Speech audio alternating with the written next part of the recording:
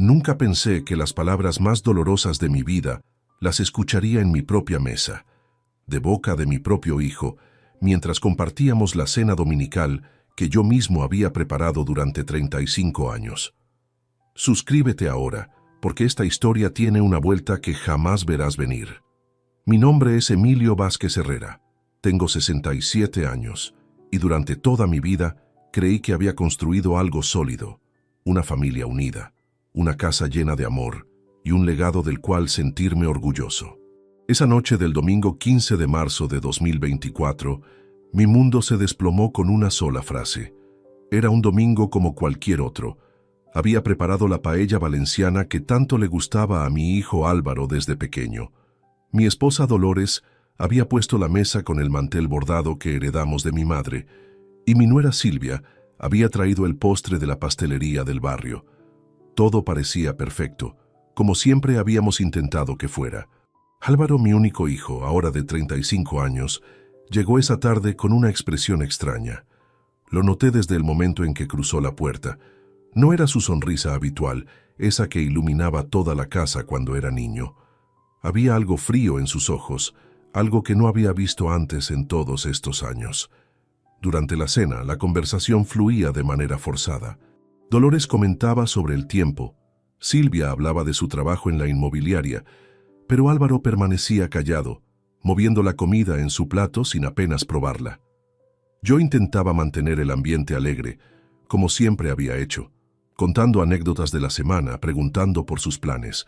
Fue cuando estaba sirviendo el segundo plato que sucedió. Álvaro dejó caer el tenedor sobre el plato con un ruido metálico que resonó en toda la cocina. Me miró directamente a los ojos y con una frialdad que jamás había escuchado en su voz dijo: «Papá, estás aquí porque es tu casa, pero no porque eres bienvenido». El silencio que siguió fue ensordecedor. Dolores se quedó petrificada con la cuchara a medio camino hacia su boca. Silvia bajó la mirada hacia su plato, y yo sentí como si me hubieran clavado un puñal en el pecho.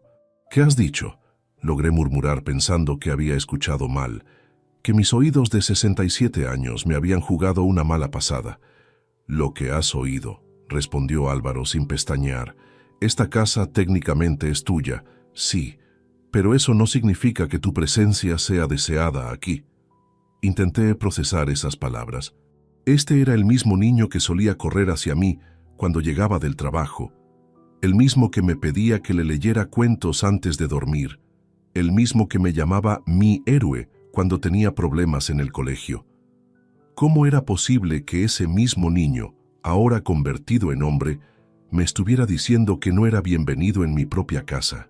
«Álvaro», intervino Dolores con voz temblorosa, «no hables así a tu padre». «No, mamá», replicó él con firmeza.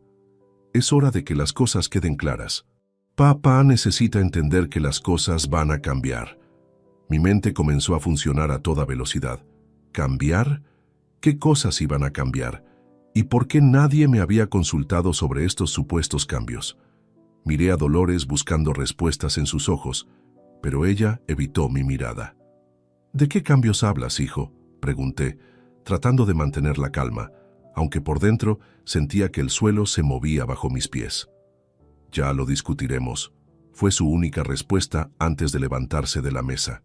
«Y Silvia, nos vamos».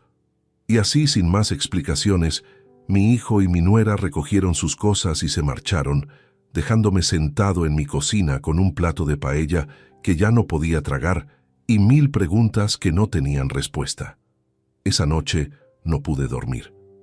Me quedé despierto en mi sillón favorito, el mismo donde había arrullado a Álvaro cuando era bebé, repasando una y otra vez cada palabra, cada gesto, cada mirada de esa cena maldita. Había hecho algo mal, había dicho algo que lo hubiera ofendido. ¿Por qué Dolores no había defendido con más fuerza a nuestra familia? Pero mientras las horas pasaban y el amanecer se acercaba, algo en mi interior comenzó a cambiar. La tristeza inicial dio paso a una sensación diferente, la necesidad de entender qué estaba pasando realmente. Había construido una empresa desde cero, había navegado crisis económicas, había tomado decisiones difíciles durante décadas, No iba a quedarme sentado lamentándome sin buscar respuestas. A las 6 de la mañana del lunes 16 de marzo, tomé la decisión que cambiaría todo. Iba a descubrir qué se escondía detrás de esas palabras tan crueles. Mi hijo había mencionado que las cosas iban a cambiar, y yo necesitaba saber exactamente qué significaba eso. Mientras preparaba el café matutino, mi mente ya estaba formulando un plan. Si había aprendido algo en mis 67 años de vida, era que las respuestas no llegaban solas. Había que salir a buscarlas. El lunes por la mañana, después de una noche en vela, decidí enfrentar a Dolores directamente.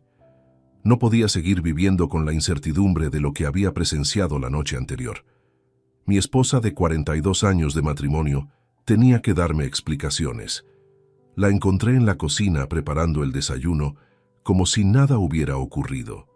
Llevaba puesta esa bata azul que tanto me gustaba, la misma que usaba cuando éramos jóvenes recién casados. Pero ahora, observándola con detenimiento, noté algo diferente en sus movimientos. Había una tensión en sus hombros, una rigidez que no era natural en ella. «Dolores», dije con voz firme, «necesitamos hablar». Ella no levantó la vista de la cafetera. «¿Sobre qué, Emilio?» «Sobre lo que pasó anoche, sobre lo que dijo nuestro hijo, y sobre por qué tú no parecías sorprendida». Fue entonces cuando se detuvo. Sus manos temblaron ligeramente mientras dejaba la taza sobre la encimera.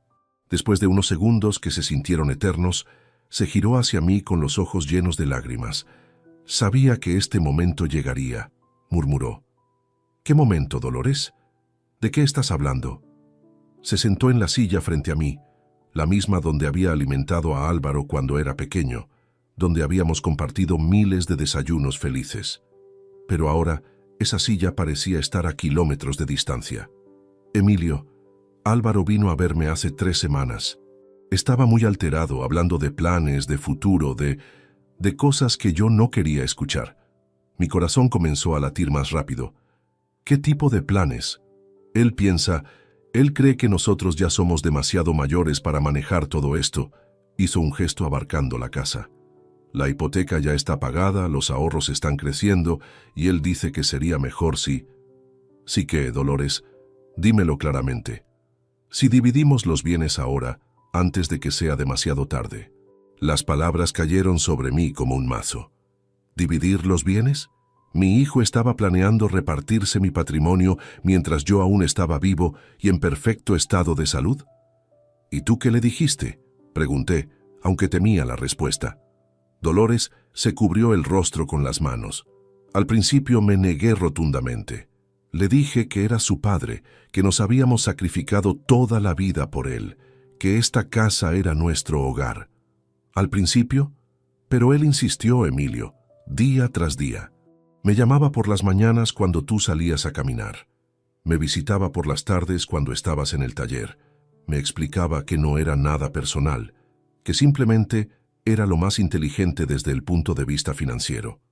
Sentí como si estuviera viendo a una extraña.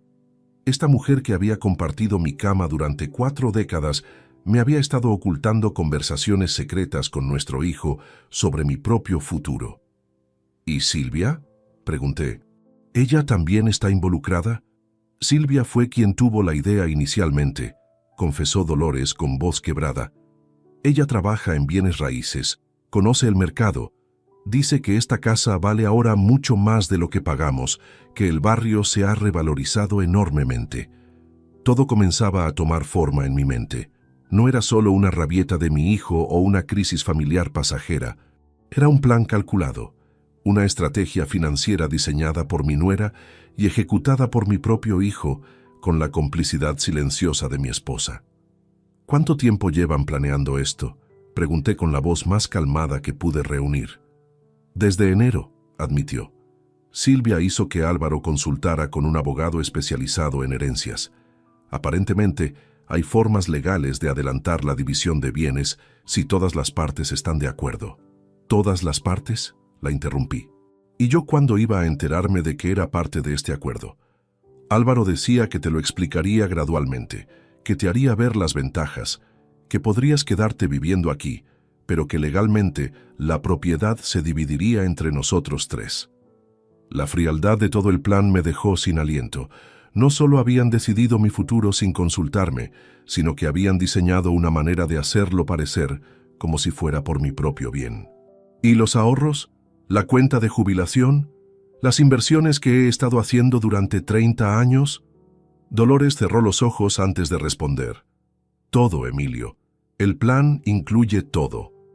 Me levanté de la mesa, necesitaba moverme, pensar, procesar esta información. Caminé hasta la ventana que daba al jardín, el mismo jardín donde había enseñado a Álvaro a jugar fútbol, donde habíamos celebrado sus cumpleaños, donde Dolores cultivaba sus rosas favoritas. ¿Y tú estás de acuerdo con todo esto?, pregunté sin girarme. No lo sé, Emilio, estoy confundida. Álvaro dice que es lo mejor para todos, que así evitamos problemas futuros, que así se aseguran de que no pueda cambiar de opinión más adelante. El silencio de Dolores fue toda la respuesta que necesitaba. Hay algo más, añadió con voz casi inaudible. Álvaro mencionó que si no aceptas voluntariamente, existen procedimientos legales. ¿Procedimientos legales? Para declarar a una persona incapacitada para manejar sus propios asuntos. En ese momento entendí completamente la magnitud de lo que estaba enfrentando.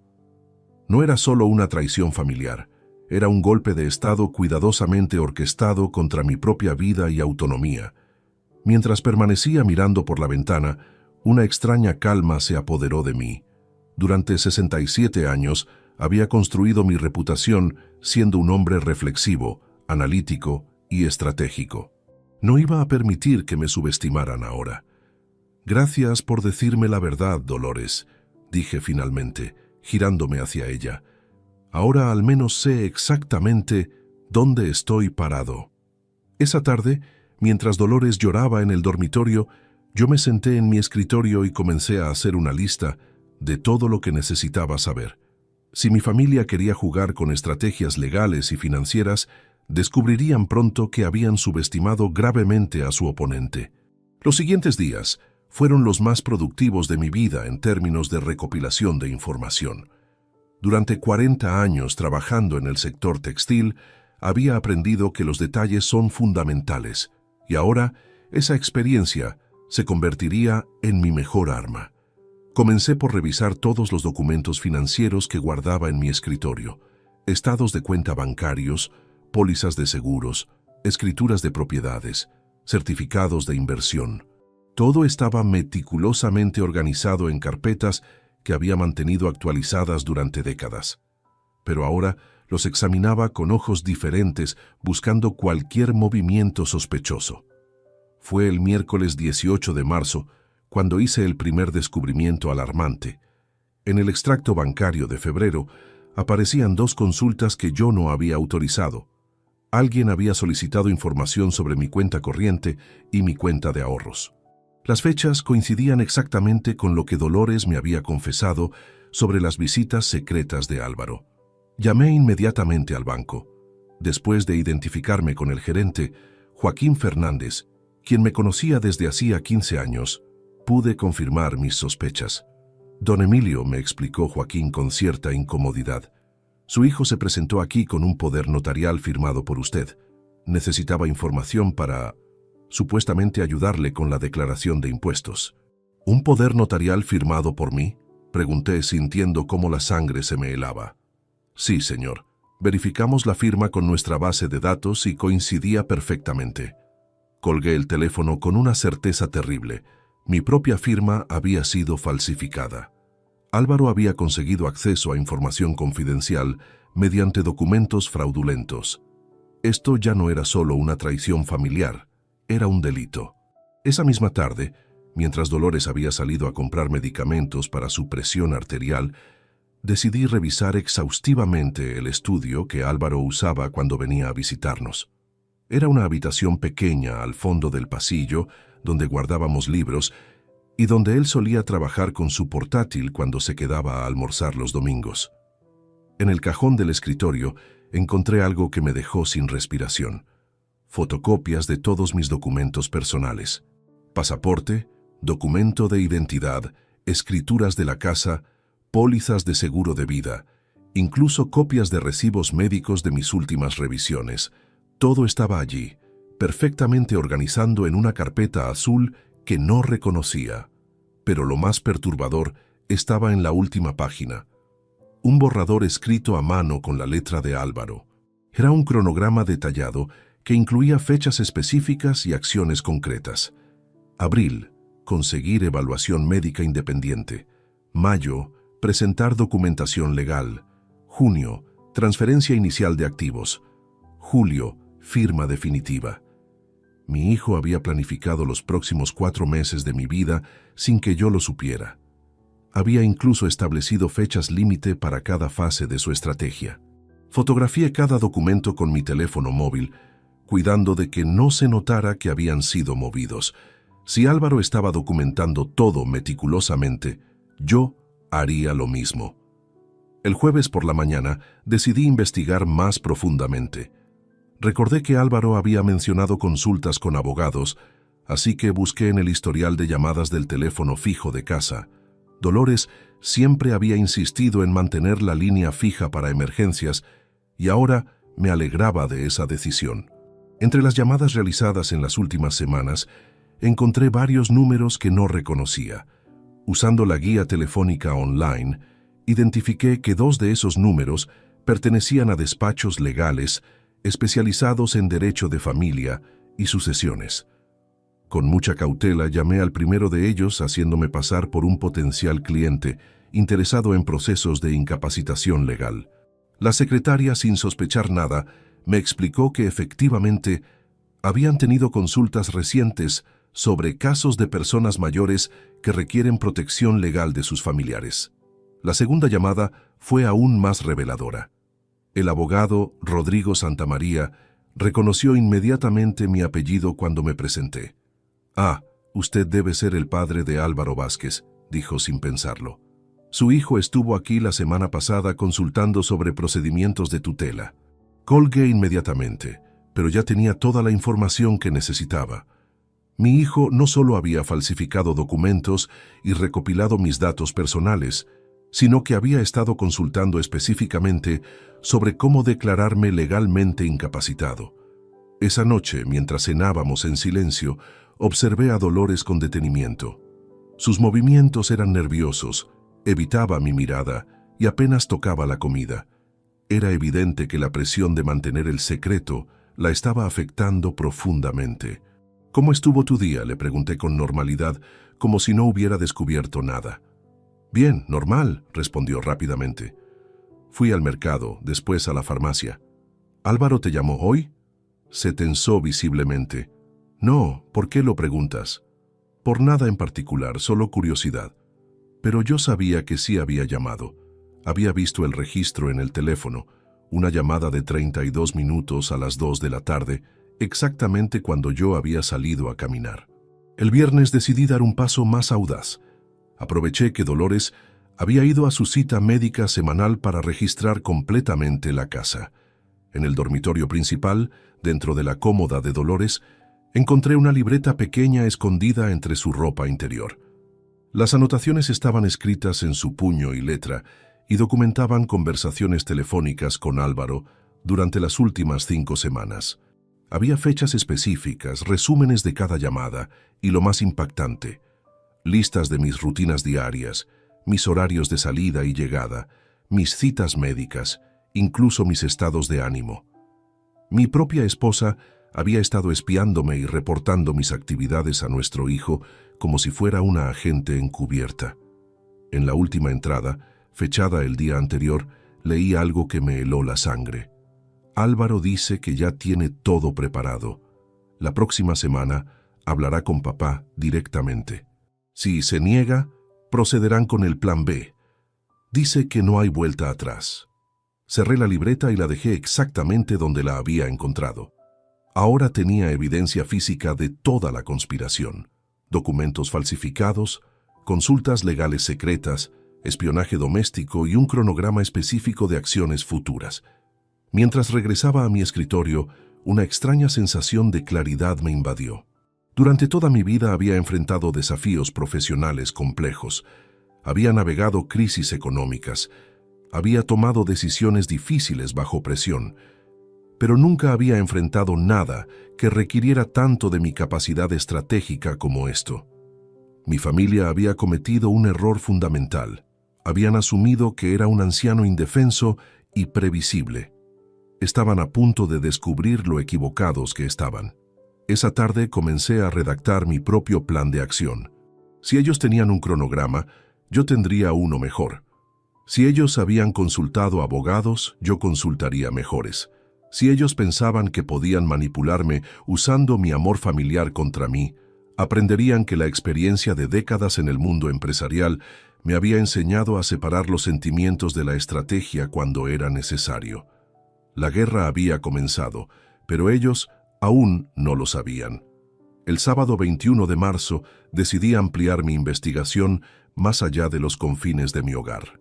Si esta conspiración era tan elaborada como parecía, necesitaba entender hasta dónde llegaban sus tentáculos y quiénes más podrían estar involucrados. Mi primera parada fue el despacho de mi contador, Fernando Castillo, quien había manejado mis finanzas personales durante los últimos 12 años. Fernando era un hombre meticuloso y discreto, cualidades que siempre había valorado, pero ahora necesitaba saber si esa discreción había sido comprometida. «Fernando», le dije directamente cuando nos sentamos en su oficina, «necesito que me digas con total honestidad si alguien de mi familia ha estado haciendo consultas sobre mis asuntos financieros». Su expresión cambió inmediatamente. La incomodidad en su rostro me confirmó que mis sospechas estaban justificadas. «Don Emilio», comenzó nerviosamente, «su nuera Silvia vino a verme hace 3 semanas. Dijo que usted la había enviado para obtener un resumen de su situación patrimonial». «¿Y qué le dijiste?» «Al principio me negué, por supuesto, pero ella insistió en que usted había firmado una autorización. Incluso tenía una copia de su documento de identidad y conocía detalles específicos sobre sus inversiones que solo usted podría saber». El estómago se me revolvió. Silvia había usado la información que Álvaro había recopilado de mis documentos para convencer a mi propio contador de que actuaba con mi consentimiento. «¿Qué información le proporcionaste exactamente?» Fernando se aflojó la corbata, visiblemente incómodo. Le entregué un resumen completo de sus activos, las 2 propiedades, las cuentas bancarias, el plan de pensiones, las acciones de la antigua empresa. «¿Todo? ¿Todo?», pregunté sintiendo cómo la traición se profundizaba. «Sí, señor». También le expliqué sobre la estructura de sus inversiones y le proporcioné las valoraciones actualizadas de cada activo. Me quedé en silencio durante unos momentos, procesando la magnitud de lo que acababa de escuchar. Silvia no solo tenía acceso a información general sobre mi patrimonio, sino que conocía cada detalle de mi situación financiera con precisión exacta. Mencionó para qué necesitaba esa información. Dijo que estaban planificando una sorpresa para su cumpleaños, algo relacionado con una reorganización de sus inversiones para optimizar los impuestos. Una reorganización de mis inversiones. La ironía era casi cómica. Mi propio dinero estaba siendo usado para financiar el plan que pretendía arrebatármelo. Después de salir del despacho de Fernando, decidí visitar a mi médico de cabecera, el doctor Patricio Mendoza, quien me había atendido durante los últimos 8 años. Si el plan de Álvaro incluía una evaluación médica independiente, necesitaba saber si ya habían dado pasos en esa dirección. «Doctor Mendoza», le dije durante lo que aparentaba ser una consulta rutinaria, ¿ha recibido alguna llamada de mi familia solicitando información sobre mi estado de salud? Su reacción fue inmediata y preocupante. Efectivamente, su hijo llamó la semana pasada preguntando sobre su capacidad cognitiva y su estado general de salud. ¿Y qué le dijiste? Le expliqué que no podía proporcionar información médica sin su autorización explícita, por supuesto. Pero insistió mucho, diciendo que estaba preocupado por algunos episodios de confusión que usted habría tenido recientemente. ¿Episodios de confusión?, repetí, incrédulo. Sí, mencionó que últimamente usted había estado olvidando conversaciones importantes, repitiendo las mismas preguntas y mostrando signos de desorientación temporal. La audacia de Álvaro me dejó sin palabras. No solo estaba recopilando información médica sobre mí, sino que estaba fabricando síntomas inexistentes para construir un caso de deterioro cognitivo. Doctor, usted me ha examinado hace apenas un mes. ¿Observó algún signo de deterioro cognitivo en mí? Absolutamente ninguno, don Emilio. Sus funciones cognitivas están perfectamente normales para su edad.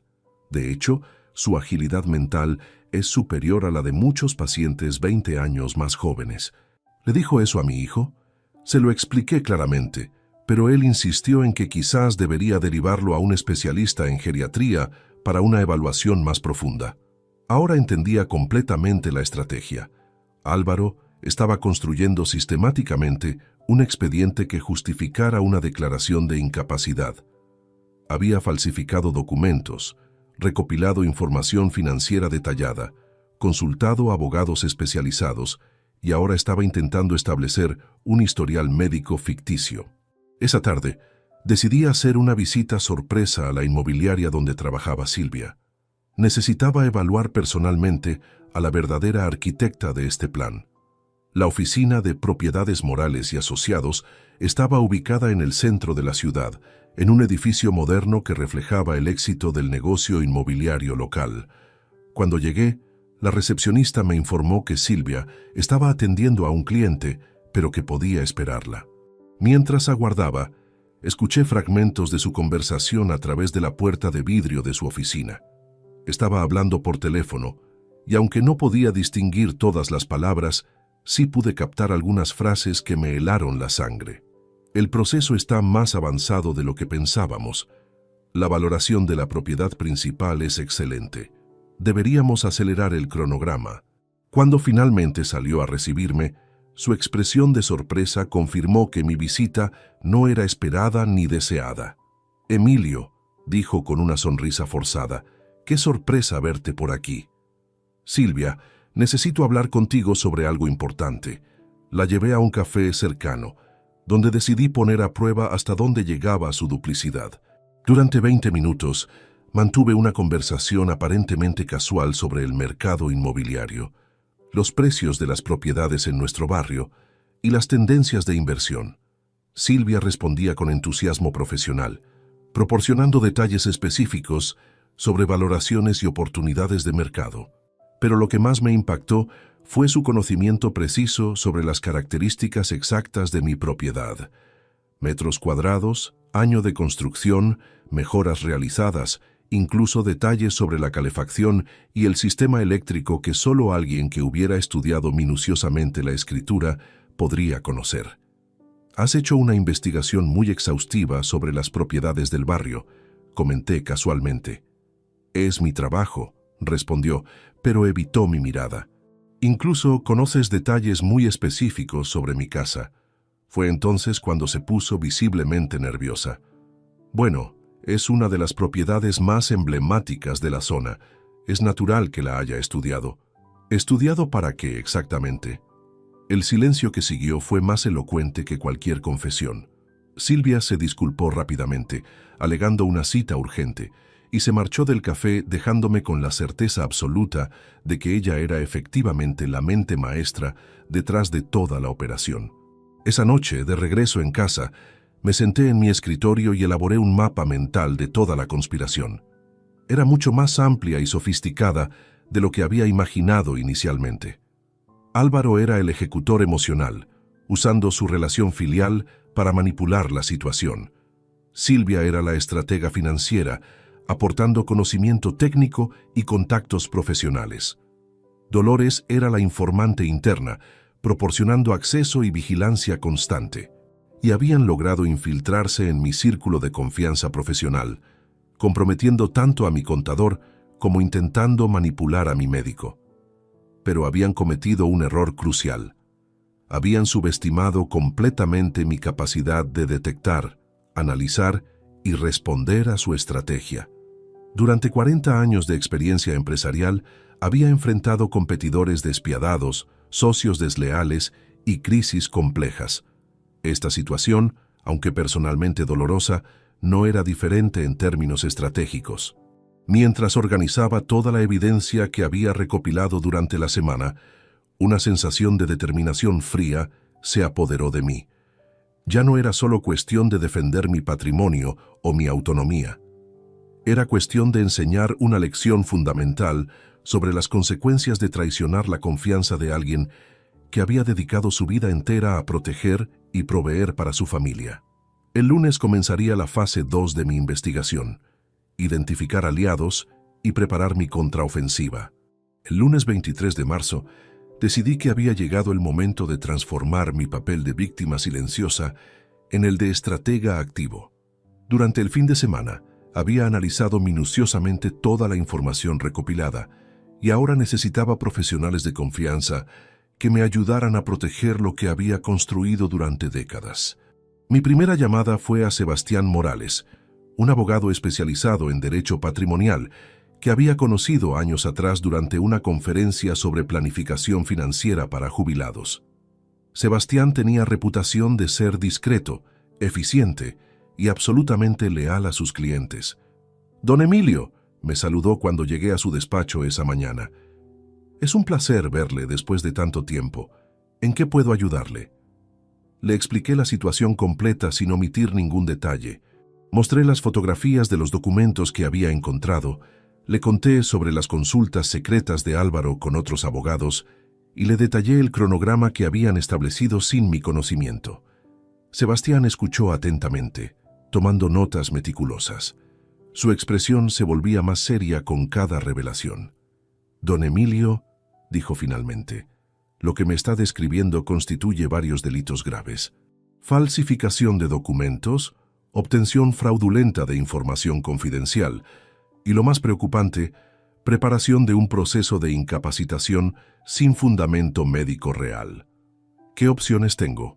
«Múltiples.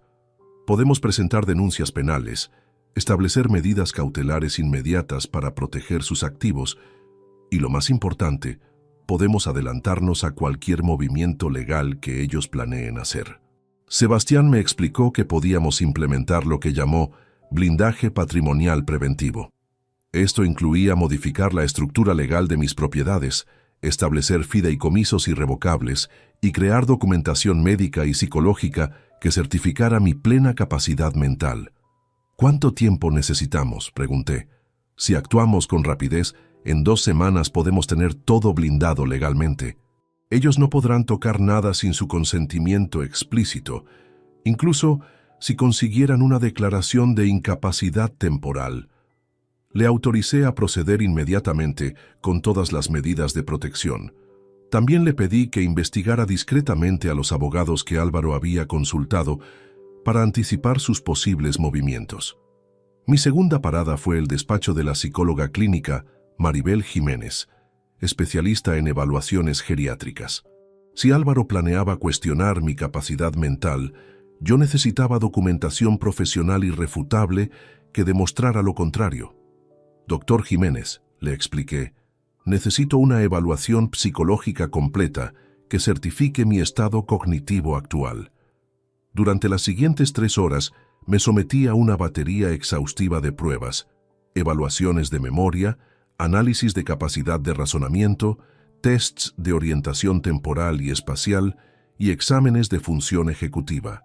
Los resultados fueron categóricos. Mi puntuación en todas las pruebas estaba significativamente por encima del promedio para mi grupo de edad. La doctora Jiménez me aseguró que tendría el informe completo en 2 días, con documentación que cualquier tribunal consideraría definitiva. Esa tarde visité a mi hermana Remedios, 5 años menor que yo, y la única persona de la familia en quien podía confiar completamente. Remedios había trabajado durante 30 años como secretaria judicial y conocía el sistema legal mejor que muchos abogados. «Emilio», me dijo después de escuchar toda la historia, «esto es mucho más grave de lo que imaginas. Si Álvaro consigue una declaración de incapacidad, aunque sea temporal, puede tomar decisiones vinculantes sobre tu patrimonio antes de que puedas revertir el proceso. ¿Qué me recomiendas? Necesitas actuar en múltiples frentes simultáneamente: legal, financiero y familiar. Pero también necesitas evidencia de que ellos están actuando de mala fe». Remedios me sugirió algo que no había considerado: grabar conversaciones futuras con Álvaro y Dolores. Era legal hacerlo en mi propia casa y proporcionaría evidencia irrefutable de sus intenciones reales. También deberías considerar cambiar todas tus contraseñas bancarias y establecer nuevos protocolos de seguridad, añadió. Si han falsificado tu firma una vez, pueden hacerlo otra vez. El martes me dirigí a mi banco para reunirme personalmente con el director general Antonio Vega, con quien había mantenido una relación profesional durante 15 años. Antonio, le dije directamente, alguien ha estado accediendo a información de mis cuentas usando documentación falsificada. Necesito implementar medidas de seguridad extraordinarias. Antonio se tomó el asunto muy en serio. Establecimos un protocolo especial donde cualquier consulta o transacción relacionada con mis cuentas requeriría verificación telefónica directa conmigo, usando preguntas de seguridad que solo yo conocía. Don Emilio, me explicó, también podemos congelar temporalmente el acceso a información sobre sus cuentas mientras investigamos cómo obtuvieron los datos anteriormente. Además, me sugirió abrir una nueva cuenta corriente en otra sucursal, transferir allí la mayoría de mis ahorros líquidos y mantener solo fondos mínimos en las cuentas originales. El miércoles recibí una llamada inesperada que cambió completamente mi perspectiva sobre los aliados disponibles. Era Esperanza Ruiz, la hermana menor de Dolores, quien llamaba desde Valencia. Emilio, me dijo con voz preocupada. Dolores me llamó ayer muy alterada. Me contó algo sobre problemas familiares y planes de Álvaro que me tienen muy preocupada. ¿Qué te dijo exactamente? Que Álvaro está presionándola para que apoye algún tipo de procedimiento legal contra ti. Ella está muy confundida y asustada, pero siente que no puede contradecir a su propio hijo. Esta información me resultó reveladora. Dolores no era una conspiradora entusiasta, sino una víctima de la manipulación emocional de Álvaro. Esto me daba una nueva perspectiva sobre cómo abordar la situación con mi esposa. Esperanza, ¿estarías dispuesta a hablar con Dolores sobre esto? Por supuesto. De hecho, estoy planeando visitarlos la próxima semana. Podría ayudar a que Dolores vea la situación desde otra perspectiva. El jueves, completé el último elemento de mi estrategia defensiva. Contraté los servicios de un investigador privado, Gabriel Herrero, especializado en casos de fraude familiar.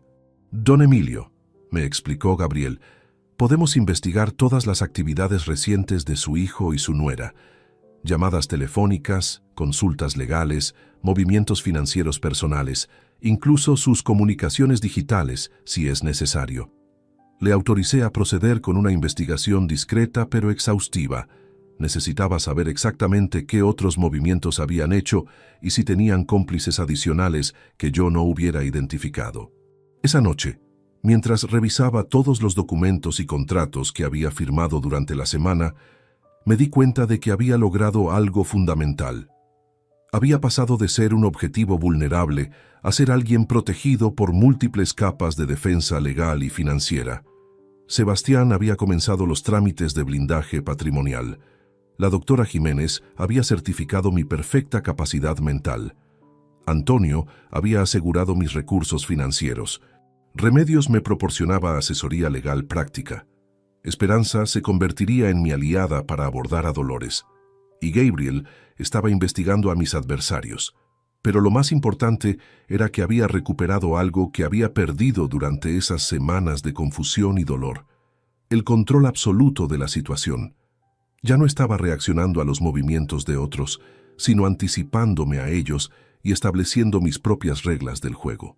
El viernes por la noche, mientras Dolores dormía inquietamente a mi lado, yo permanecí despierto planificando los próximos pasos.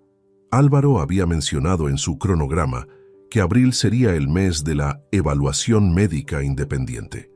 Pero cuando llegara ese momento, él se encontraría con que yo ya tenía documentación médica irrefutable, protección legal completa y evidencia sólida de todas sus actividades fraudulentas. La fase defensiva de mi estrategia estaba completa. Ahora era momento de pasar a la ofensiva. El lunes 30 de marzo, recibí noticias que cambiarían completamente el equilibrio de fuerzas en esta batalla silenciosa. Gabriel Herrero, mi investigador privado, había descubierto información que superaba mis peores expectativas. Don Emilio, me dijo cuando nos reunimos en su oficina, necesita sentarse para escuchar esto. Gabriel desplegó sobre su escritorio una serie de fotografías, extractos bancarios y transcripciones telefónicas que habían obtenido mediante métodos completamente legales. Su nuera Silvia ha estado organizando esta operación durante más tiempo del que imaginábamos. Encontramos evidencia de que comenzó a investigar su patrimonio hace más de 6 meses, mucho antes de que su hijo estuviera involucrado.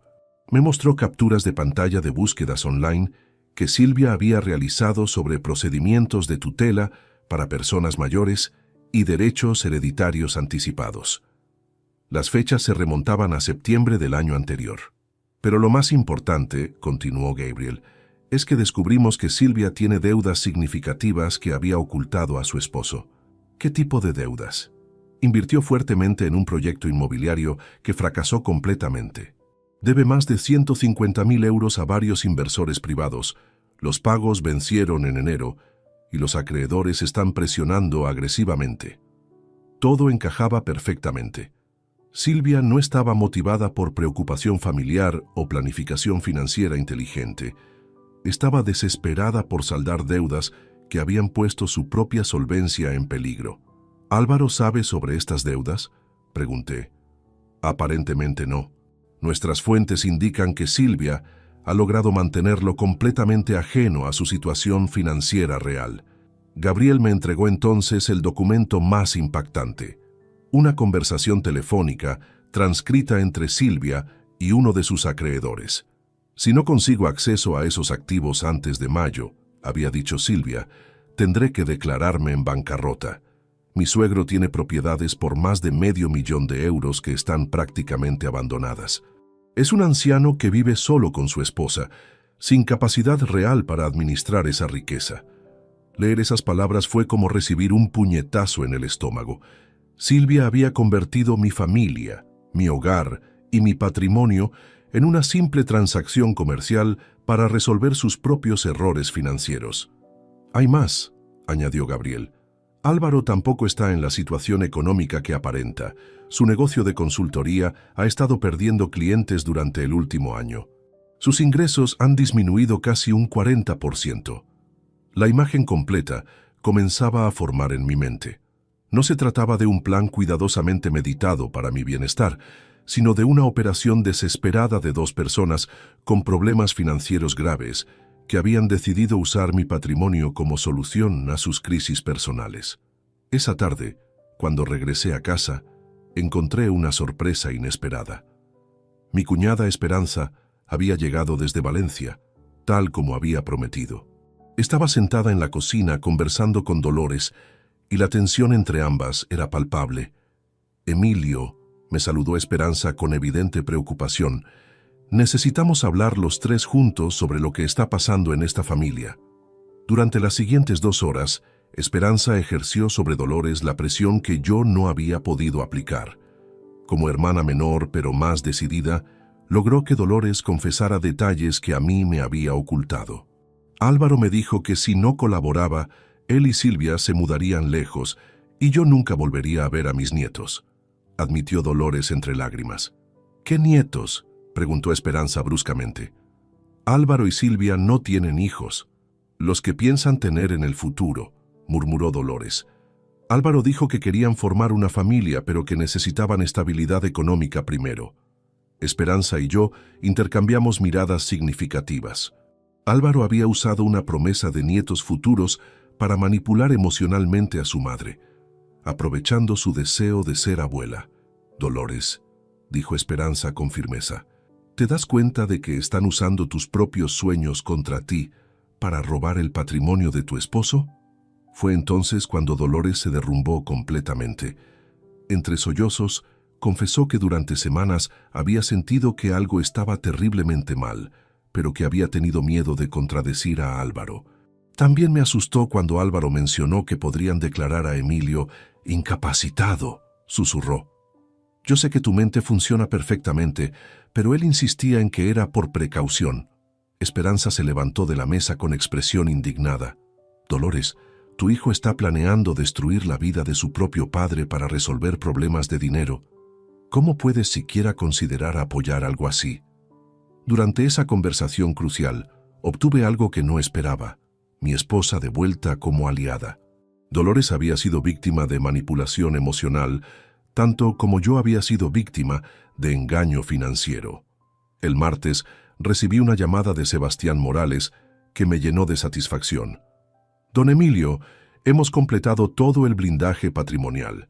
Sus activos están ahora protegidos bajo una estructura legal que hace imposible cualquier acceso no autorizado. ¿Qué significa eso exactamente? Significa que aunque consiguieran una declaración temporal de incapacidad, no podrían tocar ninguna de sus propiedades, cuentas bancarias o inversiones sin pasar por un proceso judicial completo que tomaría años. Sebastián también había investigado a los abogados que Álvaro había consultado. Son buenos profesionales, pero están trabajando con información incompleta y falsa. Cuando descubran que su cliente les mintió sobre su capacidad mental y su situación familiar real, probablemente se retirarán del caso. El miércoles implementé la siguiente fase de mi estrategia: la confrontación controlada. Era momento de que Álvaro supiera que yo conocía exactamente lo que estaba planeando, pero sin revelar aún el alcance de mis contramedidas. Le llamé por teléfono con voz calmada. Álvaro, creo que deberíamos tener una conversación seria sobre el futuro. ¿Podrías venir a casa mañana por la tarde? ¿De qué quieres hablar, papá?, preguntó con cautela. De los cambios que mencionaste en la cena del domingo pasado. Creo que es hora de que me expliques exactamente qué tienes en mente. Pude percibir su nerviosismo a través del teléfono. Está bien, iré mañana alrededor de las 6. Esa noche, con Dolores y Esperanza como testigos, instalé discretamente un sistema de grabación en la sala de estar. Todo lo que Álvaro dijera quedaría registrado como evidencia adicional. El jueves por la tarde, mientras esperaba la llegada de mi hijo, repasé mentalmente todos los elementos que tenía a mi favor: protección legal completa, evidencia de sus actividades fraudulentas, certificación de mi capacidad mental, aliados familiares recuperados, información sobre las deudas secretas de Silvia, y ahora la capacidad de documentar cualquier nueva mentira o amenaza. Cuando Álvaro llegó a las 6 en punto, traía consigo una carpeta de documentos y una expresión de determinación que no me pasó desapercibida. Venía preparado para una conversación que creía controlar completamente. Se sentó frente a mí, en el mismo sofá, donde años atrás le había enseñado a leer, donde habíamos visto películas juntos los domingos, donde habíamos celebrado sus éxitos académicos. Pero ahora esa misma sala se había convertido en un campo de batalla donde se decidiría el futuro de nuestra relación y de mi autonomía. Papá, comenzó con voz seria, he estado pensando mucho sobre nuestra situación familiar y financiera. Creo que ha llegado el momento de hacer algunos ajustes importantes. Te escucho, respondí con la misma calma que había usado durante décadas en negociaciones empresariales complejas. Lo que Álvaro no sabía era que cada palabra que estaba a punto de pronunciar sería utilizada posteriormente como evidencia en su contra.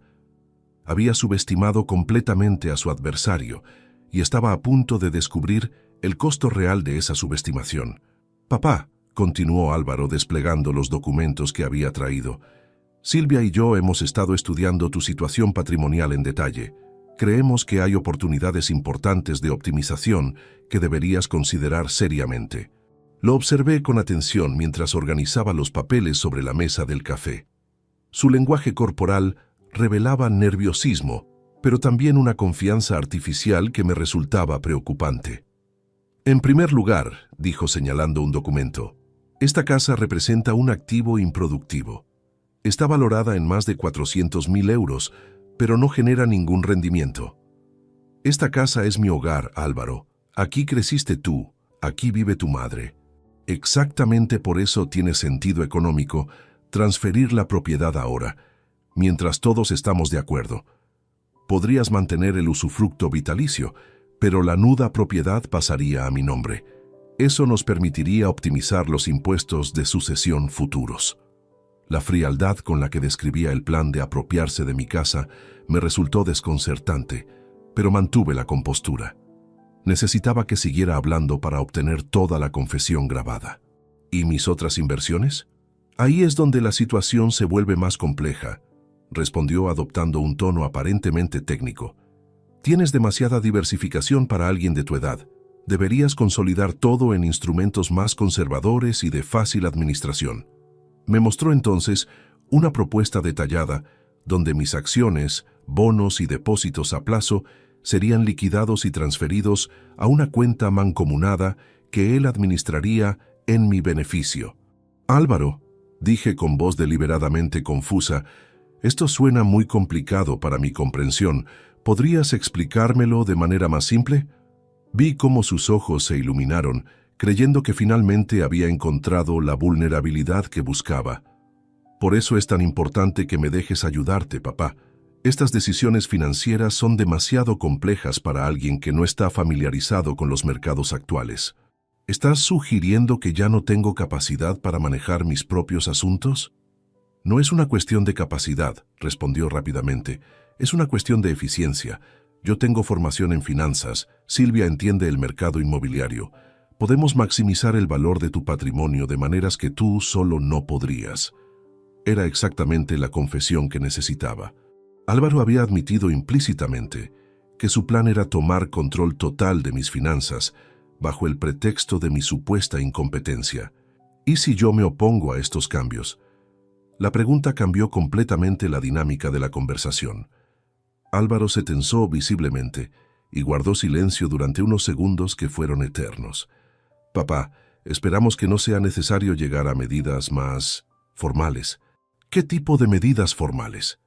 Existe la posibilidad legal de establecer una tutela cuando una persona mayor no está en condiciones de tomar decisiones financieras racionales por sí misma. Ahí estaba. La amenaza directa que había estado esperando. Álvaro acababa de confesar con la grabadora funcionando que si yo no entregaba voluntariamente mi patrimonio, procederían a declararme legalmente incapacitado. ¿Has consultado con abogados sobre eso? Pregunté manteniendo mi tono de anciano preocupado. He obtenido asesoramiento preliminar, sí. El proceso no es complicado cuando hay evidencia clara de deterioro en la capacidad de juicio. ¿Qué evidencia? Álvaro abrió otra carpeta y me mostró documentos que me dejaron sin aliento. Había fotografías de mi casa tomadas desde la calle, mostrando pequeños desórdenes en el jardín. Había copias de recibos médicos donde había subrayado mis visitas por cuestiones menores de salud. Incluso había una lista manuscrita de comportamientos preocupantes que incluía cosas como repetición de conversaciones y olvidos frecuentes. Como puedes ver, dijo con una seguridad que me resultó escalofriante, hemos documentado varios indicadores que podrían preocupar a un evaluador médico independiente. ¿Hemos? Silvia me ha ayudado con la documentación. Su experiencia profesional ha sido invaluable para presentar la información de manera coherente. En ese momento, entendí completamente la sofisticación del plan. No solo habían decidido robar mi patrimonio, sino que habían construido meticulosamente un expediente falso para justificar legalmente su acción. Álvaro, dije adoptando una voz más trémula de lo habitual, todo esto me resulta muy abrumador. ¿Podría pensarlo durante unos días? Por supuesto, papá, pero es importante que no demores mucho la decisión. Las oportunidades de optimización fiscal tienen fechas límite. ¿Qué fechas límite? Idealmente, deberíamos tener todo formalizado antes del final de abril. Eso nos daría tiempo suficiente para completar las transferencias antes del cierre del ejercicio fiscal. April. Exactamente la fecha que había visto en su cronograma secreto. Álvaro acababa de confirmar que tenían un calendario específico para completar la apropiación de mi patrimonio. ¿Y si durante estos días de reflexión decidiera consultar con mis propios asesores? La pregunta lo puso visiblemente nervioso. Papá, creo que sería contraproducente involucrar a más personas en decisiones familiares íntimas. Además, ya hemos hecho toda la investigación necesaria. Pero seguramente no te opondrías a que verificara algunos detalles con mi banco. El problema, respondió con cautela evidente, es que tu banco podría no entender completamente el contexto familiar de estas decisiones. Podrían crear confusión innecesaria. Era la confirmación final que necesitaba. Álvaro no solo temía que consultara con profesionales independientes, sino que específicamente quería evitar que el banco verificara la información que habían usado para obtener datos sobre mis cuentas. Entiendo, dije con resignación aparente. Supongo que confiaré en tu criterio, como siempre he hecho. Vi cómo se relajaba inmediatamente. Había interpretado mi respuesta como capitulación, cuando en realidad era la conclusión de una interrogación perfectamente ejecutada. Papá, quiero que sepas que todo esto lo estamos haciendo por tu propio bien. Silvia y yo nos hemos dado cuenta de que necesitas protección, incluso si tú mismo no la percibes. ¿Protección de qué? De ti mismo principalmente. A tu edad, es natural que la capacidad de juicio se vea comprometida gradualmente. Es mejor anticiparse a esos problemas antes de que se vuelvan irreversibles. Esas últimas palabras fueron la joya de toda la grabación. Álvaro había admitido explícitamente que consideraba que yo tenía comprometida mi capacidad de juicio, proporcionando evidencia perfecta de la falsedad de sus motivos. Cuando se marchó esa noche, llevándose sus documentos y sus amenazas veladas, yo me quedé sentado en la sala con una sensación de triunfo absoluto. Había conseguido que confesara completamente sus intenciones reales, había obtenido evidencia grabada de sus amenazas de incapacitación y había confirmado todos los detalles del cronograma que tenían planeado. Pero lo más importante era que Álvaro se marchaba convencido de que había logrado intimidarme y confundirme, cuando en realidad había proporcionado la evidencia final que necesitaba para destruir completamente su plan. Esa noche llamé a Sebastián Morales para informarle sobre la grabación. Don Emilio, esto es oro puro desde el punto de vista legal. Con esta confesión, podemos no solo defendernos de cualquier intento de incapacitación, sino también presentar cargos criminales por intento de fraude y coerción. Mientras me preparaba para dormir, reflexioné sobre lo que había logrado en las últimas 3 semanas. Había pasado de ser una víctima potencial a tener control completo de la situación. Mi patrimonio estaba blindado legalmente. Tenía evidencia exhaustiva de todas las actividades fraudulentas de Álvaro y Silvia. Había recuperado a Dolores como aliada, y ahora poseía la confesión grabada que haría imposible cualquier acción legal en mi contra. Pero lo más satisfactorio era que había logrado todo esto sin que mis adversarios sospecharan siquiera que ya no tenían ninguna ventaja. Seguían creyendo que enfrentaban a un anciano confundido y vulnerable, cuando en realidad habían caído en una trampa perfectamente diseñada por alguien con décadas de experiencia en estrategia empresarial. Mañana comenzaría la fase final de mi plan, la destrucción sistemática de todo lo que habían construido contra mí. El viernes 3 de abril decidí que había llegado el momento de pasar de la defensa silenciosa a la ofensiva calculada. Durante 3 semanas había recopilado información, construido protecciones y tendido trampas. Ahora era tiempo de usar todo ese arsenal de manera devastadoramente efectiva. Mi primera acción fue contactar directamente con los acreedores de Silvia. Gabriel Herrero me había proporcionado sus datos de contacto y decidí que merecían conocer la verdadera situación de su deudora. Llamé a Nicolás Romero, el principal acreedor, quien había invertido 80.000 euros en el proyecto inmobiliario fallido de Silvia. Señor Romero, le dije, soy Emilio Vázquez, suegro de Silvia Moreno. Creo que debería saber que mi nuera está intentando acceder fraudulentamente a mi patrimonio para cubrir las deudas que tiene con usted. La conversación que siguió fue reveladora. Nicolás me confirmó que Silvia le había asegurado repetidamente que tendría acceso a recursos familiares significativos antes del 30 de abril, fecha límite que había negociado para el pago. Señor Vázquez, ¿está usted dispuesto a garantizar las deudas de su nuera? Absolutamente no. De hecho, le recomiendo que revise cuidadosamente cualquier documento que ella pueda presentar supuestamente respaldado por mi patrimonio. Es altamente probable que sean falsificaciones. Después de colgar, Supe que había plantado la primera semilla de presión externa que complicaría dramáticamente los planes de Silvia. Sus acreedores comenzarían ahora a investigar más profundamente sus promesas de pago, y cualquier intento de usar documentos fraudulentos sería detectado inmediatamente. Mi segunda acción fue aún más directa. Visité personalmente el despacho del abogado Rodrigo Santamaría, quien había estado asesorando a Álvaro sobre procedimientos de tutela. «Señor Santamaría», le dije al presentarme en su oficina sin cita previa, «soy Emilio Vázquez Herrera, y entiendo que mi hijo ha estado consultando con usted sobre mi supuesta incapacidad mental». La expresión de sorpresa e incomodidad del abogado fue inmediata. «Señor Vázquez, yo no puedo discutir casos de otros clientes». «No necesita discutir nada», le respondí con calma, «solo necesita ver esto». Le entregué el informe completo de la doctora Jiménez, certificando mi perfecta capacidad cognitiva, junto con una copia de la grabación transcrita de mi conversación con Álvaro, donde admitía estar fabricando evidencia falsa. «Señor Santamaría, mi hijo le ha mentido sistemáticamente sobre mi estado mental y mis circunstancias familiares. Le sugiero que revise cuidadosamente cualquier documentación que le haya proporcionado, porque gran parte de ella podría constituir evidencia falsificada». El abogado leyó los documentos con expresión cada vez más grave. «Señor Vázquez, si esto es cierto, existe un problema ético muy serio con la representación que se me ha solicitado. Le aseguro que es completamente cierto, y le anticipo que cualquier procedimiento legal basado en información falsa será contestado vigorosamente con todas las herramientas legales disponibles».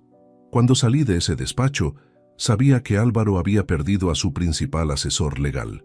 Ningún abogado responsable continuaría con un caso sabiendo que su cliente había proporcionado información falsa deliberadamente. El lunes 6 de abril implementé la tercera fase de mi contraataque, la exposición financiera. Contacté directamente con el jefe de Álvaro en la empresa de consultoría donde trabajaba. «Señor Herrera», le dije a Carlos Herrera por teléfono, «soy el padre de Álvaro Vázquez, uno de sus consultores. Necesito informarle sobre una situación que podría afectar la reputación profesional de su empresa». Le expliqué que Álvaro había estado utilizando tiempo laboral para consultar abogados, investigar procedimientos legales y planificar operaciones de transferencia patrimonial fraudulenta. También le mencioné que había estado usando recursos de la oficina para falsificar documentos y realizar actividades que podrían constituir fraude financiero. «Señor Vázquez, estas son acusaciones muy graves. ¿Tiene evidencia de lo que está afirmando?» «Tengo documentación completa de todas sus actividades durante los últimos 3 meses. Estoy dispuesto a proporcionársela si considera necesario investigar el comportamiento de su empleado». Esa conversación logró exactamente lo que pretendía: crear presión profesional adicional sobre Álvaro justo cuando más necesitaba estabilidad laboral para enfrentar los problemas financieros que se avecinaban. El martes recibí una llamada furiosa de Silvia, que confirmó que mi estrategia estaba funcionando perfectamente. «Emilio», me gritó por teléfono, «¿qué le dijiste a Nicolás Romero? Ahora está exigiendo garantías adicionales y amenazando con acciones legales inmediatas». Le dije la verdad, Silvia, que no tengo intención de respaldar deudas que tú contrajiste sin consultarme. Esas no son solo mis deudas, son inversiones familiares que pueden beneficiarnos a todos. ¿Inversiones familiares? ¿Cuándo exactamente me consultaste sobre esas inversiones antes de realizarlas? El silencio que siguió fue revelador. Silvia no tenía respuesta para esa pregunta porque nunca había considerado necesario involucrarme en decisiones que afectarían mi patrimonio. Además, continué, he informado a todos mis asesores financieros sobre tus intentos de acceder fraudulentamente a mis recursos. Cualquier documento que presentes con mi supuesta autorización será verificado exhaustivamente. No puedes hacernos esto. Somos tu familia. La familia no roba, Silvia. La familia no falsifica documentos. La familia no planifica declarar incapacitado a su patriarca para resolver sus propios problemas financieros. Colgué el teléfono con la satisfacción de saber que había logrado crear pánico en el campo enemigo. Las presiones externas que había iniciado estaban convergiendo simultáneamente sobre Álvaro y Silvia, complicando dramáticamente su capacidad de ejecutar su plan original. El miércoles por la noche, Álvaro apareció en mi puerta sin avisar. Su aspecto era completamente diferente al del hombre confiado que había visitado mi casa unos días antes. Estaba desaliñado, nervioso y claramente bajo una presión enorme. «Papá, necesitamos hablar urgentemente». «¿Sobre qué, hijo?» «Sobre las llamadas que has estado haciendo, sobre las cosas que has estado diciéndole a la gente». «¿Qué llamadas?» «No te hagas el ingenuo. Sabes perfectamente que has estado saboteando nuestros planes». Era fascinante ver cómo la presión había eliminado completamente su fachada de preocupación filial. Ahora hablaba abiertamente de nuestros planes, sin intentar disfrazar sus verdaderas intenciones. «Álvaro, solo he estado verificando información con profesionales que conozco desde hace años». «¿Eso te molesta?»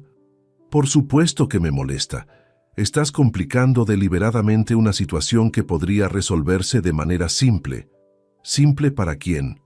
«Para todos, para la familia, incluido para mí, especialmente para ti. No entiendes que estamos tratando de protegerte de ti mismo». Esa frase fue el momento culminante de toda la confrontación. Álvaro había revelado completamente su verdadera mentalidad. Creía genuinamente que tenía derecho a tomar control de mi vida y mi patrimonio contra mi voluntad, justificándolo como protección.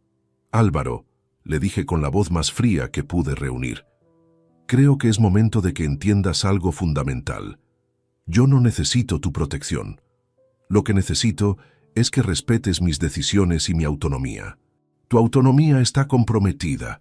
No puedes tomar decisiones racionales sobre asuntos financieros complejos. ¿Según quién? Según cualquier persona que observe objetivamente tu comportamiento reciente. ¿Te refieres al comportamiento de investigar cuidadosamente los planes que habían diseñado para mi patrimonio sin consultarme? ¿O al comportamiento de verificar la legalidad de documentos que aparecían con mi firma sin mi autorización? La expresión de shock en el rostro de Álvaro me confirmó que finalmente había entendido que yo sabía exactamente todo lo que habían estado planeando. «Papá, ¿desde cuándo sabes?» «Desde el principio, Álvaro. Desde la noche de esa cena, cuando pronunciaste esas palabras tan crueles. Esa fue la primera vez en mi vida que realmente presté atención a quién te habías convertido. Vi cómo toda su estrategia se desmoronaba en tiempo real frente a mis ojos. El plan que habían construido durante meses se estaba desintegrando, porque habían subestimado completamente la capacidad de respuesta de su objetivo principal. Cuando se marchó esa noche, derrotado y desesperado, yo sabía que había logrado algo fundamental. Había recuperado completamente el control de la situación y había puesto a mis adversarios en una posición defensiva desesperada. La fase de contraataque había sido un éxito completo. Ahora era momento de preparar el golpe final. Los días siguientes fueron testigo de una escalada desesperada por parte de Álvaro y Silvia, que confirmó completamente lo acertado de mi estrategia. Cuando las personas pierden el control de una situación que creían dominar, cometen errores que revelan su verdadera naturaleza. El jueves 9 de abril, Dolores recibió una llamada que cambiaría definitivamente su perspectiva sobre nuestro hijo. Álvaro la contactó con una propuesta que me dejó sin aliento cuando ella me lo contó. «Emilio», me dijo Dolores temblando, «Álvaro me pidió que firmara un documento declarando que he observado deterioro mental en ti durante los últimos meses». «¿Qué le respondiste?» «Le dije que eso era completamente falso, que tu mente funciona perfectamente». Pero él insistió diciendo que era solo una formalidad para proteger la familia. ¿Una formalidad? Me explicó que si yo no cooperaba, ellos tendrían que buscar métodos alternativos para resolver la situación. Sus palabras exactas fueron: «Mamá, puedes hacer esto por las buenas o por las malas». La amenaza directa hacia su propia madre marcaba un punto de no retorno. Álvaro había cruzado la línea entre manipulación familiar y coerción explícita, demostrando hasta dónde estaba dispuesto a llegar. También me dijo algo que me asustó mucho, continuó Dolores. Mencionó que habían investigado casas de cuidado para personas mayores en la región, por si la situación se complicaba. Esas palabras me helaron la sangre. No solo planeaban apropiarse de mi patrimonio, sino que habían contemplado la posibilidad de internarme en una institución para remover cualquier obstáculo a sus planes. El viernes recibí una visita inesperada que confirmaría mis peores sospechas sobre la extensión real de su conspiración. Era Trinidad Vázquez, prima de Dolores, que trabajaba en el ayuntamiento local, quien había venido a advertirme sobre algo inquietante. «Emilio», me dijo con evidente preocupación, «Silvia estuvo en mi oficina ayer preguntando sobre procedimientos para certificados de defunción y transferencias patrimoniales post-mortem». «¿Certificados de defunción?». Dijo que era para un cliente, pero cuando le pregunté detalles específicos, se puso muy nerviosa y cambió el tema. Luego me preguntó sobre los requisitos para validar testamentos y cuánto tiempo toma el proceso de sucesión. La información me resultó profundamente perturbadora. Silvia no solo había contemplado declararme incapacitado, sino que había investigado procedimientos relacionados con mi muerte. Era una escalada hacia territorios que jamás había imaginado. «Trinidad, ¿te pareció que las preguntas tenían algún caso específico en mente?». Definitivamente. Mencionó propiedades valoradas en varios cientos de miles de euros y herederos directos que querían acelerar el proceso normal. Sus palabras me resultaron muy extrañas. Esa noche convoqué una reunión de emergencia con Sebastián Morales. La información que había recibido durante los últimos días sugería que la situación era más peligrosa de lo que había estimado inicialmente. «Don Emilio», me dijo Sebastián después de escuchar todo, «esto ha evolucionado más allá de un simple intento de fraude patrimonial. Estamos hablando de coerción, amenazas familiares y posiblemente conspiración para cometer delitos graves. ¿Qué recomiendas?». «Es momento de involucrar a las autoridades. Tenemos evidencia suficiente para presentar denuncias formales por falsificación de documentos, intento de fraude y coerción familiar». Sin embargo, yo tenía una estrategia diferente en mente. «Sebastián, quiero que prepares toda la documentación legal, pero aún no la presentemos. Prefiero usar esta información como palanca para una resolución definitiva». El sábado por la mañana mi teléfono sonó con una llamada que había estado esperando. Era Álvaro, y su voz revelaba una desesperación que nunca había escuchado antes. «Papá, necesito que hablemos inmediatamente. Es urgente». «¿Qué tipo de urgencia?». «Los acreedores de Silvia están tomando acciones legales. Han embargado su coche y están amenazando con demandarla por estafa. Dice que tú saboteaste deliberadamente las negociaciones. Yo simplemente les dije la verdad sobre mi disposición a respaldar sus deudas». «Papá, Silvia está desesperada. Ha hablado de opciones que me asustan». «¿Qué opciones?». «No puedo explicártelo por teléfono. Ven a casa, por favor. Silvia dice que si no resolvemos esto hoy, hará algo de lo que todos nos arrepentiremos». La llamada me confirmó que mi estrategia de presión financiera había funcionado exactamente como había planeado. Los acreedores de Silvia estaban ahora ejerciendo presión legal directa, y ella estaba entrando en pánico completo.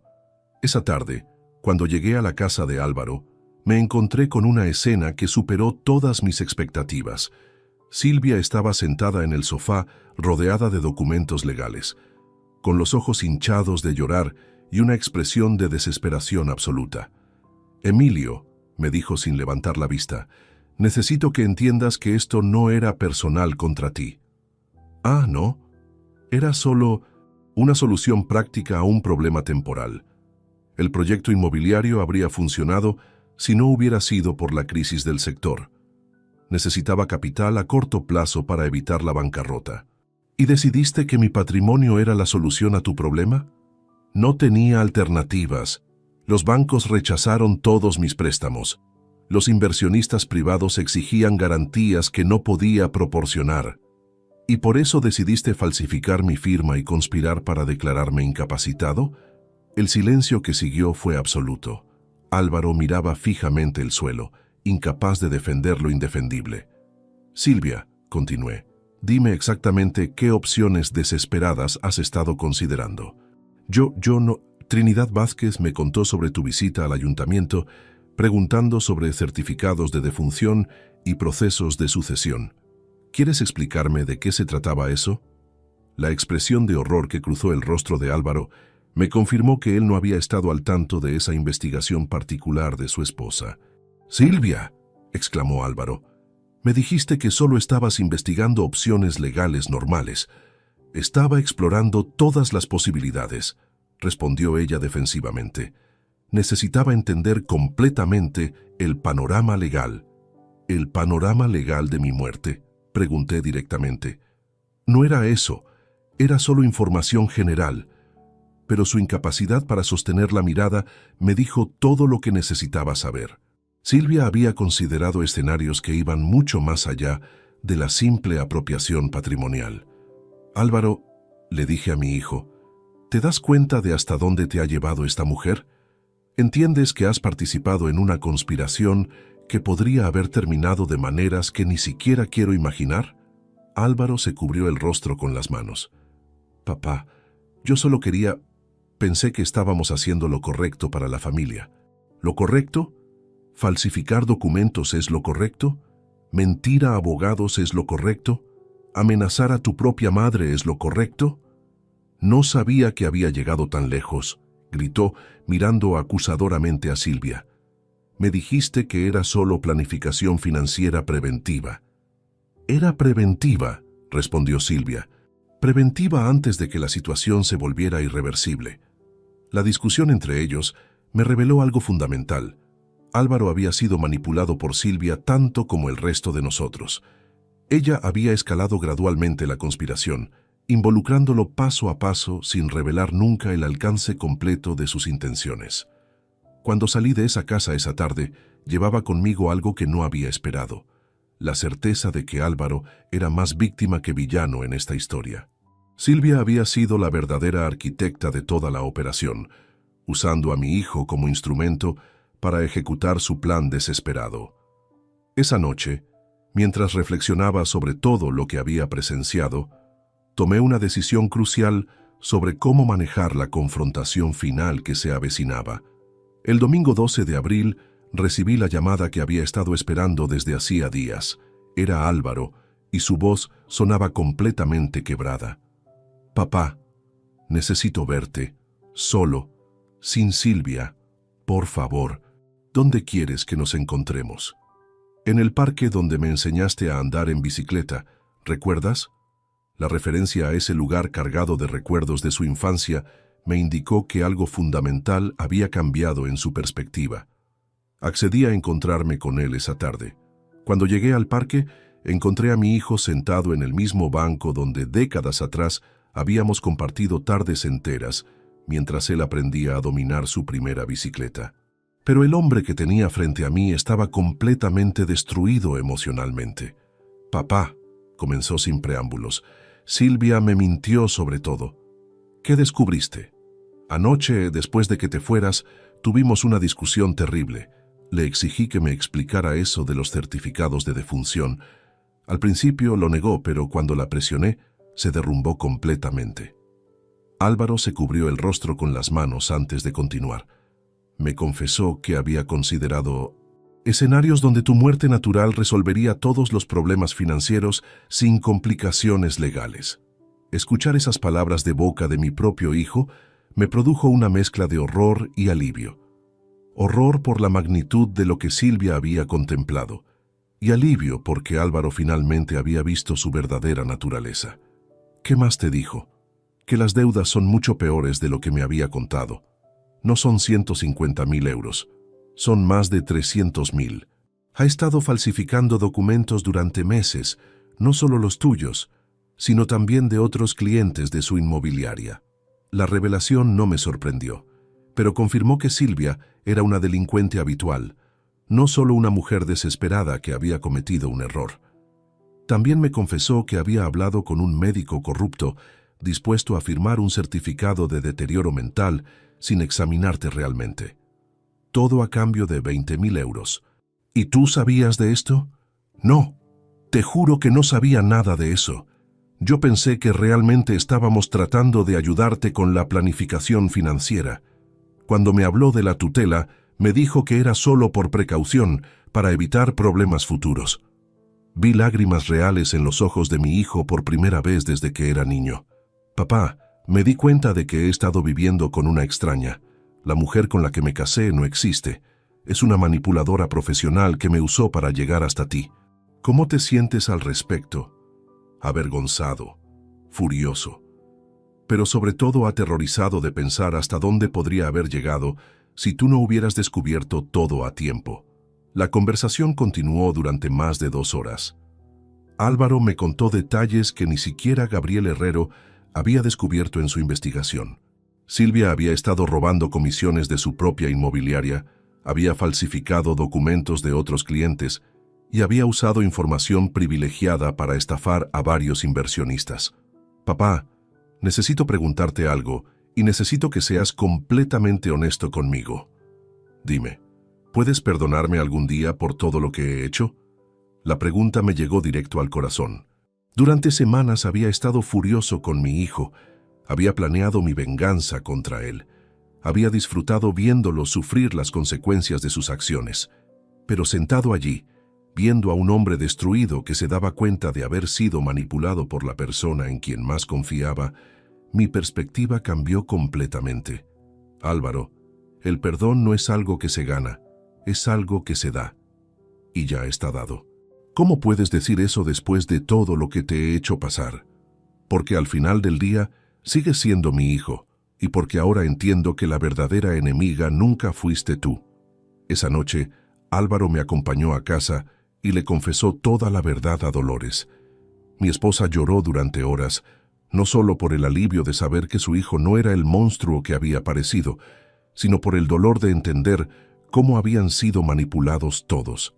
El lunes por la mañana, Álvaro tomó la decisión más valiente de toda esta pesadilla. Se presentó en la comisaría de policía para denunciar formalmente a Silvia por todos los delitos que había descubierto. Inspector Ramírez, le dijo al oficial que tomó su declaración, necesito denunciar a mi esposa por falsificación de documentos, intento de fraude, apropiación indebida y conspiración para cometer delitos contra mi padre. La denuncia de Álvaro, combinada con toda la evidencia que yo había recopilado durante semanas, creó un expediente criminal abrumador contra Silvia. Pero lo más devastador para ella fue perder a su principal cómplice y testimonio de descargo. Esa misma tarde la policía ejecutó una orden de registro en la casa de Álvaro y en la oficina de Silvia. Lo que encontraron superó todas nuestras expectativas.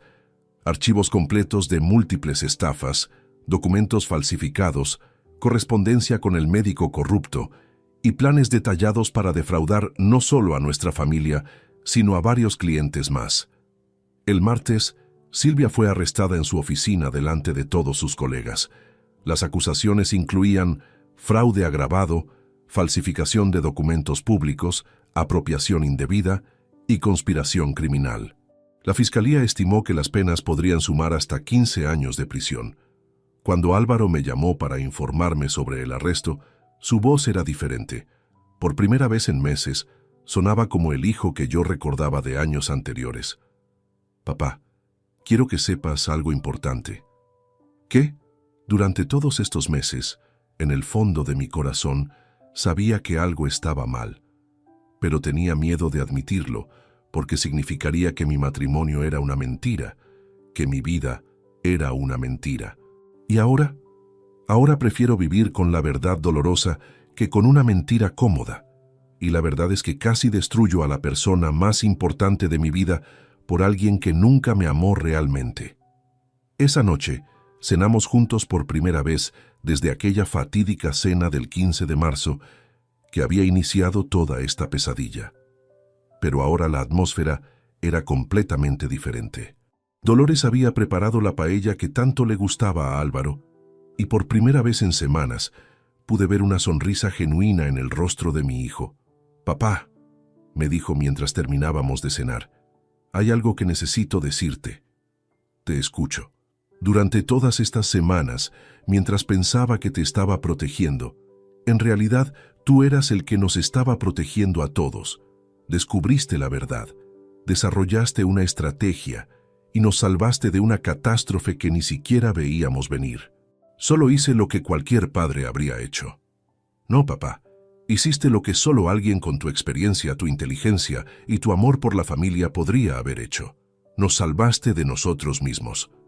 Mientras lo escuchaba, me di cuenta de que había logrado algo más importante que proteger mi patrimonio o demostrar mi capacidad mental. Había recuperado a mi hijo y había salvado a mi familia de la destrucción total. La guerra había terminado, pero las cicatrices tardarían tiempo en sanar. Sin embargo, por primera vez en semanas, tenía la certeza de que sanaríamos juntos, como familia real, sin mentiras ni manipulaciones. El capítulo final de esta historia estaba por escribirse, y por primera vez en mucho tiempo sabía que tendría un final feliz. 6 meses después del arresto de Silvia, mi vida había encontrado un equilibrio que jamás había imaginado posible. Era octubre de 2024, y mientras observaba las hojas doradas caer en mi jardín, reflexionaba sobre todo lo que habíamos vivido como familia. El juicio de Silvia había concluido en septiembre, con una sentencia de 12 años de prisión. Los cargos por fraude múltiple, falsificación de documentos y conspiración criminal habían sido irrefutables, gracias a toda la evidencia que habíamos recopilado. Pero lo más satisfactorio no había sido verla pagar por sus crímenes, sino presenciar cómo la verdad había liberado a mi familia de sus mentiras. Álvaro había iniciado los trámites de divorcio inmediatamente después del arresto. El proceso había sido rápido, dado que Silvia estaba en prisión y no podía disputar nada. Mi hijo había recuperado gradualmente su dignidad y su paz mental, aunque las cicatrices emocionales tardarían años en sanar completamente. «Papá», me había dicho unas semanas atrás, «cada día que pasa me doy cuenta de más cosas que ella manipuló en nuestra relación. Decisiones que creí que eran mías, opiniones que pensé que había formado independientemente. Es aterrador descubrir cuánto de tu propia vida no era realmente tuyo». El proceso de reconstrucción había sido gradual pero constante. Álvaro había vendido la casa que compartía con Silvia y había alquilado un apartamento pequeño cerca del nuestro. Los domingos habían vuelto a ser días de familia, pero ahora con una dinámica completamente diferente, basada en honestidad absoluta y respeto mutuo. Dolores había experimentado su propia transformación durante estos meses. La culpa por haber sido cómplice, aunque involuntaria, de la conspiración la había llevado a terapia psicológica. Con ayuda profesional, había aprendido a reconocer las técnicas de manipulación que habían usado contra ella y había desarrollado una nueva fortaleza emocional. «Emilio», me había confesado una noche mientras paseábamos por el jardín, «durante 40 años de matrimonio pensé que te conocía completamente, pero estos últimos meses me mostraron aspectos de tu carácter que nunca había visto. La manera en que manejaste toda esa crisis fue extraordinaria. Solo hice lo que tenía que hacer para proteger a nuestra familia. No, hiciste mucho más que eso. Mantuviste la calma cuando yo estaba histérica. Pensaste estratégicamente cuando nosotros estábamos reaccionando emocionalmente. Y lo más importante, nunca perdiste la compasión por Álvaro, incluso cuando creías que él era tu enemigo. La relación con mi hermana Remedios se había fortalecido enormemente. Su ayuda durante los momentos más difíciles había sido invaluable y ahora nos visitábamos regularmente. Había recuperado no solo a mi familia inmediata, sino conexiones familiares que habían estado dormidas durante años. Mi relación profesional con Sebastián Morales había evolucionado hacia una amistad genuina. El blindaje patrimonial que habíamos implementado permanecía activo. No por desconfianza hacia mi familia restaurada, sino como medida preventiva contra cualquier amenaza futura externa. «Don Emilio», me había dicho Sebastián durante nuestra última reunión, «su caso se ha convertido en un estudio modelo en mi despacho sobre cómo manejar crisis familiares complejas. La combinación de protección legal preventiva, investigación meticulosa y paciencia estratégica fue ejemplar». El aspecto financiero había tenido un desenlace inesperadamente positivo. Los activos que Silvia había robado de otros clientes fueron recuperados parcialmente gracias a nuestra investigación. Como recompensa por proporcionar evidencia crucial, recibí una compensación económica significativa que había decidido destinar íntegramente a un fondo de educación para jóvenes en situación vulnerable. Si algo bueno puede salir de esta experiencia, le había explicado a Álvaro, es que otros jóvenes tengan oportunidades genuinas de construir vidas honestas. La mayor transformación había sido en mi propia perspectiva sobre el envejecimiento y la vulnerabilidad. Durante 67 años, había construido mi identidad alrededor de ser proveedor y protector. La crisis me había demostrado que esos roles no desaparecen con la edad, sino que evolucionan hacia formas más sofisticadas. Antes de todo esto, reflexioné durante una cena familiar reciente, pensaba que envejecer significaba volverse gradualmente más dependiente. Ahora entiendo que la experiencia acumulada puede ser el arma más poderosa que tenemos contra quienes intentan aprovecharse de nosotros. Álvaro había encontrado un nuevo propósito profesional. Había dejado su trabajo en consultoría y había comenzado a especializarse en asesoría para prevención de fraudes familiares. Su experiencia personal, aunque dolorosa, le había dado credibilidad única para ayudar a otras familias. Papá, cada semana recibo llamadas de personas mayores que sospechan que sus familiares están tramando algo contra ellos. Poder usar lo que aprendí de ti para ayudarlos me hace sentir que todo este dolor sirvió para algo positivo. El cambio más visible había sido en la dinámica de nuestras cenas dominicales. Ya no había tensiones ocultas, conversaciones forzadas o segundas intenciones. Álvaro traía postres de diferentes pastelerías que descubría durante la semana. Dolores preparaba platos experimentales que encontraba en revistas de cocina, y yo contaba anécdotas de mis años empresariales que antes nunca había compartido.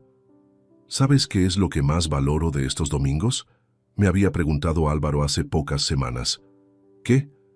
Que por primera vez en años, cuando hablamos, todos decimos exactamente lo que pensamos. No hay agendas ocultas, no hay manipulación, no hay miedo. Solo familia real teniendo conversaciones reales. La lección más profunda que había extraído de toda la experiencia era sobre la importancia de mantener la alerta sin perder la capacidad de amar. Durante décadas había confiado ciegamente en mi familia, asumiendo que el amor garantizaba la lealtad. Ahora entendía que el amor verdadero incluye la responsabilidad de proteger a quienes amas, incluso de ellos mismos. Una tarde, mientras organizaba papeles en mi escritorio, encontré la libreta donde había documentado inicialmente todas las evidencias de la conspiración. Releí mis notas de aquellas primeras semanas de investigación y me sorprendió recordar el miedo y la confusión que había sentido entonces. Si pudiera enviar un mensaje a ese hombre de marzo, pensé, le diría que confíe en su instinto, que no subestime su propia capacidad y que recuerde que la experiencia de vida es el recurso más valioso que tenemos. Esa noche, durante la cena, decidí compartir una reflexión final con mi familia. Álvaro, Dolores, quiero que sepan algo importante. Estos meses han sido los más difíciles de mi vida, pero también los más reveladores. Me enseñaron que la verdadera fortaleza familiar no viene de evitar conflictos, sino de enfrentarlos juntos, con honestidad total. ¿Qué quieres decir?, preguntó Dolores. Que ya no tengo miedo de envejecer. Durante toda esta crisis demostré, para mí mismo tanto como para ustedes, que la edad no me ha debilitado, me ha refinado. Cada año de experiencia fue una herramienta que usé para proteger lo que más amo. Álvaro levantó su copa de vino. Por papá, que nos enseñó que la sabiduría no es solo saber qué hacer, sino cuándo hacerlo y cómo hacerlo sin perder el alma en el proceso. Mientras brindábamos esa noche, mirando hacia un futuro que ya no me asustaba, supe que había logrado algo más valioso que proteger mi patrimonio. Había transformado una traición devastadora en una oportunidad de construir relaciones familiares más fuertes y auténticas. La historia había terminado, Pero la vida continuaba, y por primera vez en décadas estaba emocionado por descubrir qué vendría después.